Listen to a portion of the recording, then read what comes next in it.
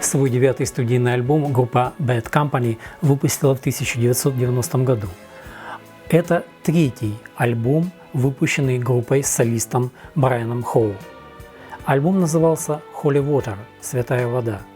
В моей коллекции данный альбом представлен оригиналом, выпущенным в Германии. Отлично поработав над выпуском альбома Dangerous Age, Томас и Хоу обнаружили, что работают теперь в основном без вмешательства лейбла в работу над формированием и записью альбома Holy Water. Никто никогда не говорил: «Вам нужно сделать то» или «Вам нужно сделать это», вспоминал Томас. Они не ожидали, что Dangerous Age продаст хоть сколько-нибудь копий. Мы продали 800 или 900 тысяч копий. И полагаю, они подумали: ну тогда мы не будем им мешать. Хоу также подтверждал, что лейбл был на 7-м небе от счастья. Основными авторами песенного материала этого альбома были Брайан Хоу, Терри Томас и Мик Ральфс. Хотя над 2 треками потрудился и Саймон. Терри Томас также был не только продюсером альбома, но и выступал на альбоме в качестве гитариста, клавишника на органе Hammond, перкуссиониста и даже бэк-вокалиста. Holy Water был первым альбомом группы на лейбле дочерней компании Atlantic Atco. В своем обзоре альбома Holy Water Стивен Томас Орлевин написал: «Последний платиновый альбом Bad Company Holy Water представляет собой шаблонную, но в то же время достаточно увлекательную коллекцию хард-рока. Хотя единственными оригинальными участниками на Holy Water являются гитарист Мик Ральфс и барабанщик Саймон Кирк, группа проделывает неплохую работу по приближению звучания к классическому Bad Company, добавляя при этом достаточно элементов поп-металла 80-х, чтобы сделать пластинку привлекательной для подростков, выросших на мощных балладах. Holy Water не постарел так же, как и их оригинальные хитовые альбомы. Вместо чистой и смелой атаки альбомов Bad Company и Straight Shooter, этот альбом переполнен эхом и синтезаторами. Но это тонко сделанная, высокобюджетная запись конца 80-х, начала 90-х. Она также показательна для своей эпохи, как и Bad Company. Альбом Holy Water действительно одна из самых сильных работ группы, и в нем хорошие песни, звучащие невероятно на протяжении всей пластинки, как в балладах, так и в рок-песнях.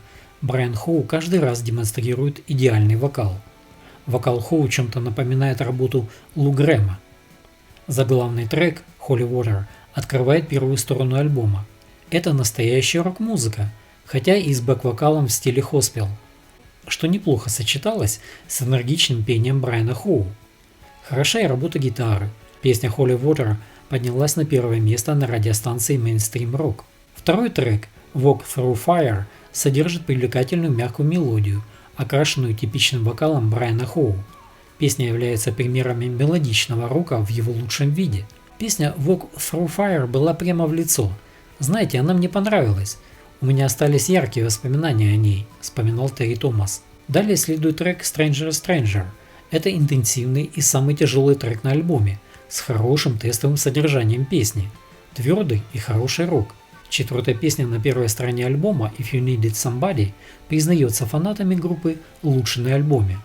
Эта баллада стала вторым синглом с альбома и достигла 2-го места в чарте Mainstream Rock, а также завоевала популярность на радиостанциях, став самым большим хитом группы с 1979 года, попав в топ-40 чарта синглов. Терри Томас вспоминал: «Я просыпался немного раньше Брайана, я гостил у него дома и просыпался рано. У меня в комнате всегда была гитара, и я начинал возиться с ней, и у меня получалась эта акустическая гитарная партия, с которой все и начинается. Когда Брайан встал, я сыграл ему, и он начал петь. Мы вернулись в студию и закончили песню в тот же день». Брайан Хоу рассказывал, что он сразу же проникся этой песней. Он говорил: «Знаете, у всех есть это чувство.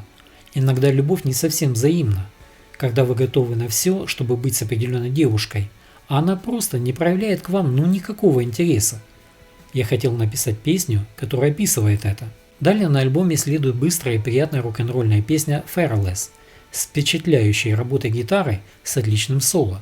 И здесь вокал также на высоте. Закрывая первую сторону альбома трек Lay Your Love on Me, хорошая рок-н-ролльная песня Мика Ральфса с неплохими гитарными рифами и приятным соло. Трек, открывающий вторую струну альбома, Boys Cry Tough, это самая длинная песня на альбоме с интересным текстом, отличным вокалом и хорошими рифами на гитарах. За ней следует похожа на балладу песня With You in a Heartbeat с хорошим текстом, вокалом и исполнением. Хорошая вещь. Трек I Don't Care – это простая и хорошая ритмичная рок-песня по стандартам рока тех лет.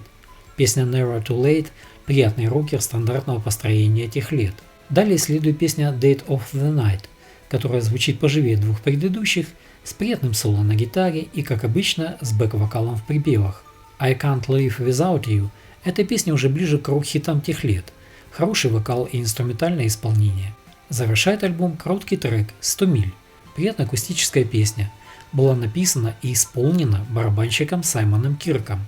В ней больше фолк-настроений, с серьезным тоном. Этот трек неплохо вписался в альбом и завершает альбом на хорошей ноте. Holy Water – это, возможно, последний альбом, сделанный на высоком уровне работ первоклассной группы и является еще одним украшением дискографии Bad Company. Брайан Хоу покинул группу в 1994 году и считал выпуск альбома Holy Water предметом гордости. Это была запись, сделанная вопреки всем трудностям. Для того, чем это была хорошая пластинка, отметил Хоу. Альбом стал платиновым, было продано более 1 миллиона копий. Альбом поднялся на 35 место в чарте Billboard Top Pop Albums. Песня Holy Water заняла номер 1 в чарте Billboard Album Rock Tracks. Сингл If You Needed Somebody достиг 16 места в Billboard Hot 100 и 2 места в чарте Album Rock Tracks. И еще 3 песни с альбома попали в Billboard Hot 100: Boys Cry Tough на номер 3, Stranger на номер 9 и Walk Through Fire на 28 номер. Также эти песни получили значительную ротацию в радиоэфире. Альбом Holy Water – это последний альбом в дискографии группы Bad Company, который есть в моей коллекции винила. И я должен сказать, что учитывая год выхода этого альбома, это довольно-таки хороший альбом.